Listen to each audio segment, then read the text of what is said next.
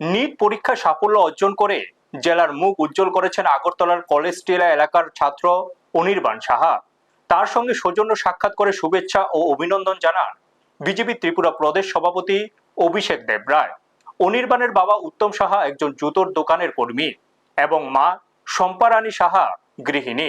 সাধারণ পরিবারের সন্তান হয়েও কঠোর পরিশ্রম ও অধ্যবসায়ের মাধ্যমে নিট পরীক্ষায় সাফল্য অর্জন করেছেন তিনি। তার প্রাথমিক ও মাধ্যমিক শিক্ষা সম্পূর্ণ হয়েছে আমতলী রামকৃষ্ণ মিশন থেকে। এদিন অভিষেক দেবরায় অনির্বাণের উজ্জ্বল ভবিষ্যৎ কামনা করেন এবং তার এই সাফল্য রাজ্যের অন্যান্য শিক্ষার্থীদের জন্য অনুপ্রেরণার হয়ে উঠবে বলে আশা প্রকাশ করেন।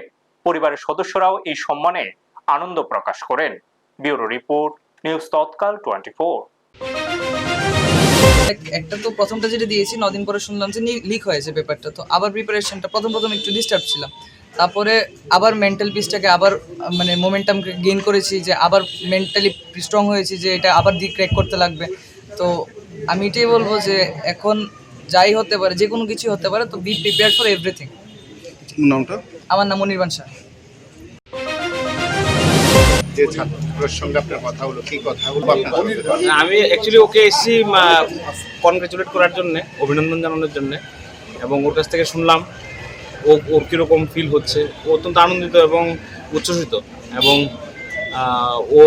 আমি জিজ্ঞেস করলাম যে মোদিজি যে তোমাদের জন্য বলেছে, তুমি কি বলবে?